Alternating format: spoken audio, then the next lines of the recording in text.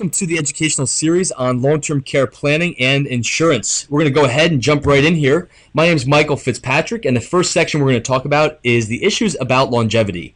Now, if you have a pen and a paper, I encourage you to take some notes, and we're going to first talk about some demographic trends and helping you be ahead of the curve. Now, I think it's pretty safe to say that you don't need me to tell you that longevity is becoming a bigger and bigger issue. In fact, everywhere we look today, we keep seeing topics of aging and living a longer life. Now, let's dig a little deeper here into the numbers. The baby boomers, which is a group that's talked about quite a bit today, were born between 1946 and 1964, and there was about 78 to 80 million of them born during that period of time. They're actually a lot like watching a basketball travel through a garden hose. If you go back to 1950 or so, there was this little company called Gerber that nobody had heard of before, and they sold 1.6 billion jars of baby food over about a 15 to 20 year period. And then Mattel and Hasbro developed all these games for kids to play with. Then McDonald's and Dairy Queen and KFC. And then the basketball moved all the way through the garden hose. These boomers started turning 17 years old, and what happens then? Of course, they all get their driver's license. So Ford and Chevy and Oldsmobile experienced huge growth in the 60s and 70s. Then all the boomers moved home, and their parents kept saying, if you live under our roof, you have to abide by our rules. So they all moved out to pursue the American dream of home ownership. And people to this day are still talking about the real estate boom of the 70s and 80s. So where's the basketball now? Well, it's all the way over to the right-hand side of the garden hose, and issues of aging and topics of longevity are becoming the topic of the day. So when you look at this graph on the bottom left here, when we're born, we have a complete and total dependency for all of our needs, financially, emotionally, physically, and as time goes on, we have a strong desire to attain independence, and we move towards that, and then finally we reach that. And then what happens ultimately is either through an accident or aging or frailty or something else is that we revert back to a level of dependency, even though we don't want to, because our desire to maintain our independence never goes away, but we do become dependent. That's really why long-term care has become the subject of the day. So what's the big deal? Well, people aren't dying anymore. we know people die, right? But we're not dying of the same types of illnesses that would have killed us in the good old days, quote unquote. I'm not too sure personally how good the good old days were as it related to healthcare. I mean, let's think about it. 50 years ago, if you had a heart attack or cancer or a stroke, generally what happened to those people? Exactly. They passed away. So our chances of surviving those death sentences today are exponentially greater. Why? Well, because of technology and medical advancements and prescription drugs and health and wellness initiatives and the tobacco crackdown. And all of these things were designed to give us an increased lifespan. So here's a little quiz for you. If you went back to 1935, what do you think the average life expectancy was? It was actually about 58 years of age for men and about 62 years of age for females. Now, what else happened in 1935 was a government program called Social Security was rolled out. Back then, though, there was 50 people that were contributing into the system for every one person that was collecting actuarially. Pretty amazing. And you had to be 65 years old to get your first paycheck, even though the average person only lived till about 58 and 62 for females. Now, if we fast forward the clock to today, what do you think the average life expectancy is for women? Well, it's actually about 86 years young. This is a picture of Jay, my roommate from college, in the yellow shirt, and he told us for 4 years about his grandma Flash, who could do headstands and so on, and nobody believed him. So when Flash finally came to our school up at Fairfield in Connecticut for our graduation, she obviously was asked to do a headstand by Jay. And so the reason I love this picture, though, is that it screams out to the world the vibrancy of how the senior population still sees themselves today. The fact of the matter is that we're all living beyond 50 or 60 or 70. Now, how about the average life expectancy for men today?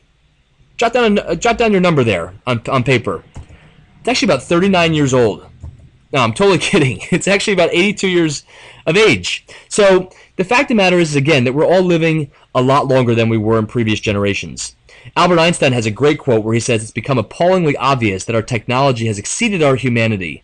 And it's so true and unfortunate at the same time.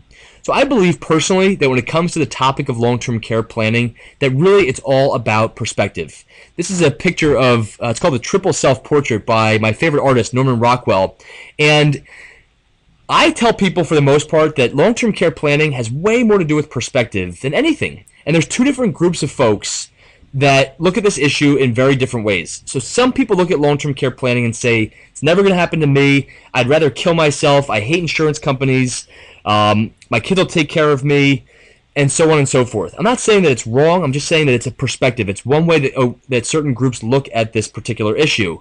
Now, the other group of people basically say, you know what, I've worked really hard to protect my money, and I want to preserve my assets as best as possible. And quite frankly, I don't want to become a burden to people that I love. I want to have choice and control and independence.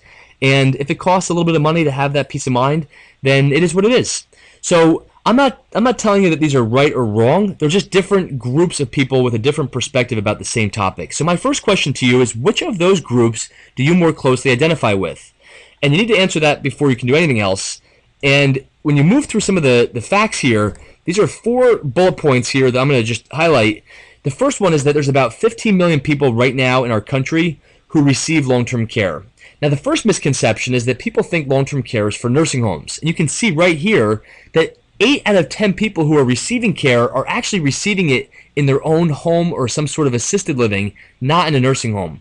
And the last bullet point here was the most alarming when I first learned about this, is that 40% of the people who need long-term care are actually working age adults between the ages of 18 and 64. I mean, think of Christopher Reeve and Michael J. Fox and Montel Williams, or somebody else that you know under age 65 who's had some sort of a health scare or health condition or an accident that has left them in a debilitated state. So the second biggest misconception is that people think long-term care is for old people. And again, quite frankly, I have no idea where that comes from when the facts basically tell us here that almost half of the people who need long-term care presently are working age adults. You know, former First Lady Rosalind Carter also has a wonderful quote here. She says there's 4 kinds of people in the world.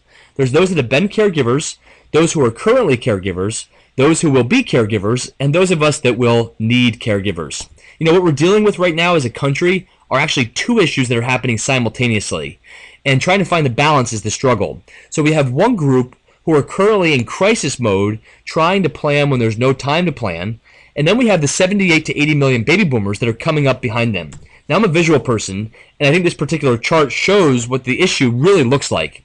So the first group of people, I'll call them the guinea pigs, the people who have actually needed care, really from 1970 till 2010, we've seen the first group of people come through the system who are benefiting from increased longevity. But unfortunately, it's completely unmanageable even for the federal government and the states and or individual families. And we've just scratched the tip of the surface of the iceberg at the very, very top.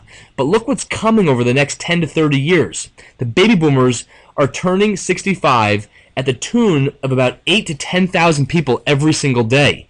So on the left-hand side here, when you're talking about people who are in crisis mode, they're trying to plan when there's no time to plan.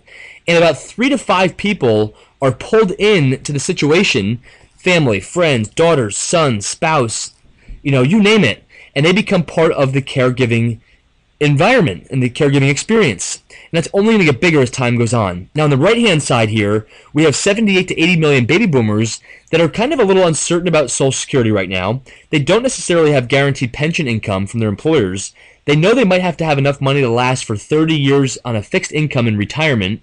And on top of all that, they're becoming 15 to 20 hours per week of uncompensated caregivers. So there's some big issues that are going on at the same time here. Now, this kind of concludes the first section of our educational series on longevity. What you can basically expect over the next few days is understanding more specifically about what long-term care is, what your options are, how to customize different insurance programs, and some sample costs and premiums. Hope this was helpful for you. Look forward to seeing you on the next video. Take care.